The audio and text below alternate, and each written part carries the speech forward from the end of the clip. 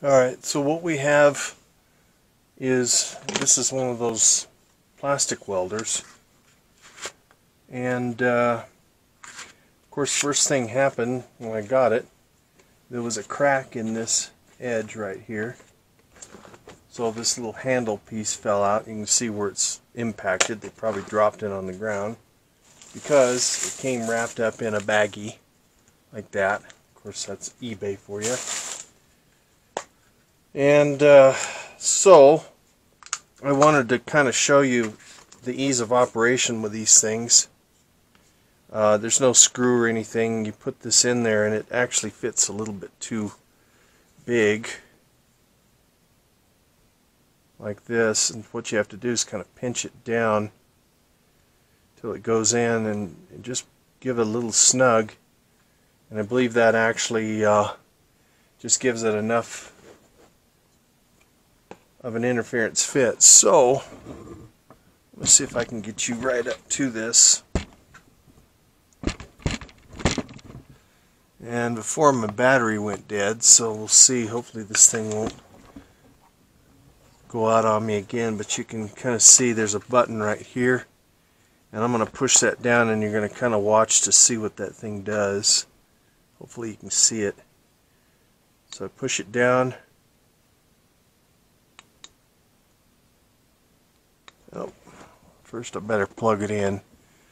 Oh, I'm kind of feeling like an idiot today. Anyway, it's got an LED that blinks there a little bit too, so at least that kind of gives you some idea of what's going on.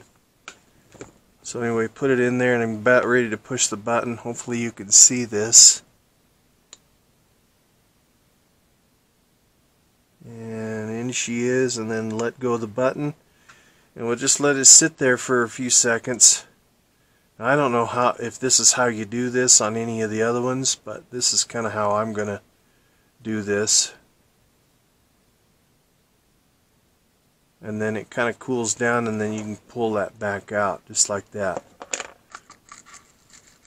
And I'll do another one here for you before my battery goes dead yet again.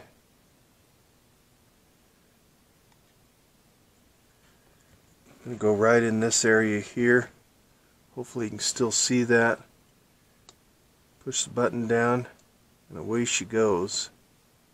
And off. We'll just let it sit there for a second.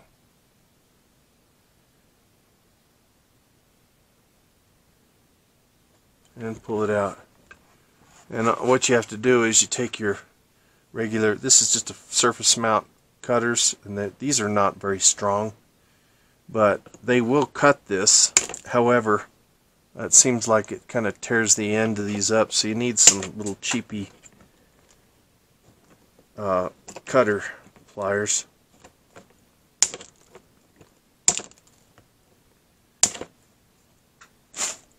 And that's really all there is to that, and then that's a little bit more stable. What I might do is I can take my soldering gun like this, and I'll fire this up and just kind of dab that right at the edge of that, and that'll help. But before my battery goes dead, I'm going to call it good. I'm going to give you a thumbs up. I'm going to run this video, and this is just another, like I say, just another Chinese product. There's no labels on it. Kind of an eBay thing, I believe, but it comes with various little plastic staples that you can put in there. It's got the little wobbly ones, it's got the corner ones on the outside, it's got the corner ones for the inside, and then there's some other oddball ones there. I don't know what those are for. I haven't even read the instructions because of course most of it's in Chinese, so some of the things you can kind of see what it means, but oh, there's some American right there, look at that. Anyway, that's kind of my review of the little hot stapler plastic welder thing. I think for 40-50 bucks, whatever this thing costs, it's probably worth it.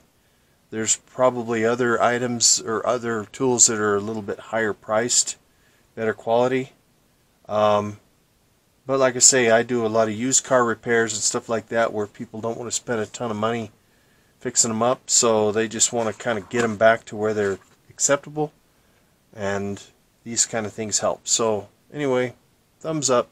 I'll see you again, and thank you for watching.